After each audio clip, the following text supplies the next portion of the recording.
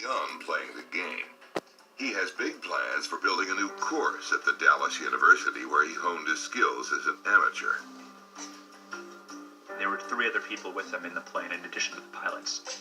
You had Van Arden, who was his agent, along with Robert Fraley, also his agent, and Bruce Borland, who was a member of the Jack Nicklaus design group. This hole is going to be tough. It's over 500 yards.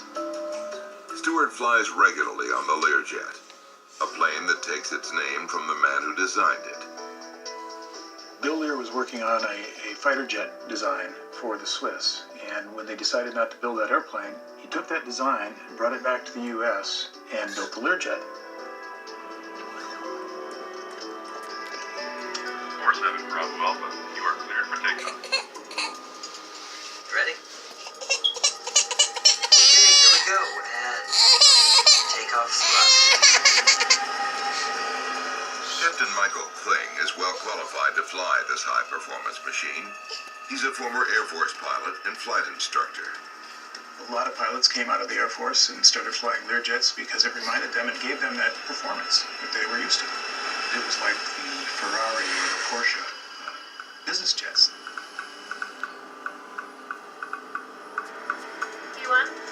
First Officer Stephanie Balaguerie has less than 100 hours in the Lear. She's keen to log more flight time. Rotate.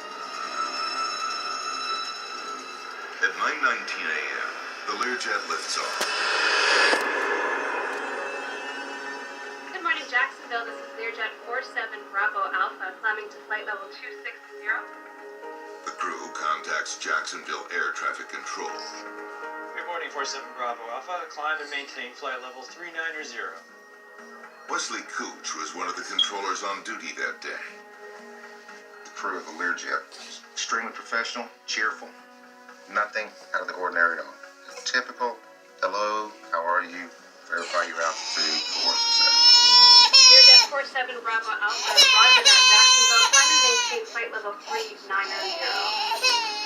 The controller clears the jet to keep climbing all the way to 39,000 feet.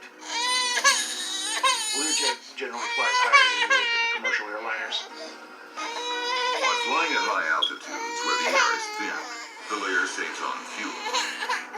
Well, you get a better economy. So you're getting from point A to point B, costing you less. The flight plan calls for the plane to fly northwest towards Cross City, Florida. Then turn west and fly direct to Dallas. 14 minutes after takeoff, the Learjet has traveled 80 miles. It's time to pass control of the plane to a new air traffic controller. Air traffic control is a series of what we call handoffs, and that means that it's time for him to cross to somebody else's sector. 47 Bravo Alpha, contact Jack Center at 135.65. The pilots need to change to a different radio frequency to talk to the next controller. 47 Bravo Alpha, please acknowledge. There's no answer. There's nothing really unusual about missing a frequency change. It's early, just after takeoff. I assume they're trying to get everything buttoned up to take care of. It really wasn't that alarming. 47 Bravo Alpha, contact Jack Center on 135.65. In the back of your mind, all controllers know I didn't get an acknowledgement for that frequency change. So you give her a moment, you go on about your business, and then you come back to the aircraft. You try it again. 47 Bravo Alpha, this is Jack Center. What's up? It's that Learjet. It's not answering. Maybe he's off frequency. There's a plethora of reasons where an aircraft can miss a call. Let's see if it levels off when it's supposed to. The Learjet has nearly reached its approved cruising altitude of 39,000 feet. They're still climbing. Let me see their flight plan.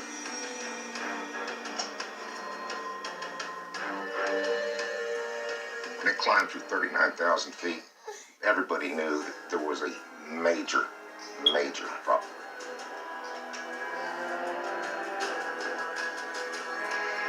Got a turn coming across city. Let's hope they make that turn. I'm gonna try again on the other frequency. 47 Bravo Alpha, Jacksonville, please acknowledge. At the same time, pilots of other planes in the area also try to contact the Learjet. 47 Bravo Alpha, come in. It's kind of a band of brothers thing among pilots that if something is beginning to go wrong, perhaps you can step in safely and remedy a situation. If the Lear's radios were failing but not failed, then perhaps a relay could be set up to communicate with the aircraft from the ground. Any pilot, do you have contact with the Learjet? Negative. Nothing from the Learjet. It's been 20 minutes since Payne Stewart's plane left Orlando. Controllers watch nervously as it approaches Cross City. It's a critical moment. They know that any second now, the Learjet is supposed to turn west towards Dallas. The tension level was so high, you could hear a pin drop.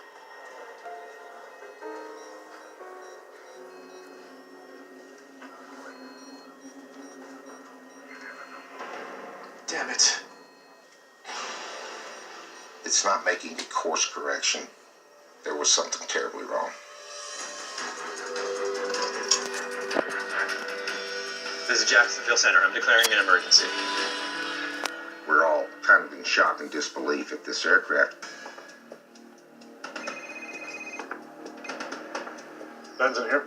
Experts at the National Transportation Safety Board are notified of the escalating emergency. Give me a map. Once the air traffic control system realized that the aircraft had gone rogue, so to speak, the next step is to try to figure out why. It's either being hijacked, or it's malfunctioned, the crew has been incapacitated somehow. This is where they are now. This is Operations 2-1 to request taxi signal ship. Controllers scramble F-16 fighters to track down the wayward Learjet. Is the crew incapacitated? Is there something wrong with the aircraft? For some reason, though, that crew is not communicating with air traffic control. So our job is to go up and find out why.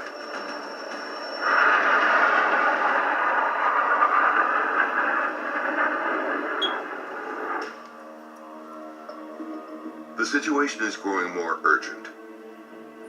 The runaway plane has been out of contact for more than an hour, and it's about to fly over the densely populated area around Memphis. Give me someone from Learjet. I need to know how long this plane can stay in the air. The aircraft was flying toward a large metropolitan area. The question became, well, if it went out of control or ran out of gas over Memphis, what would happen?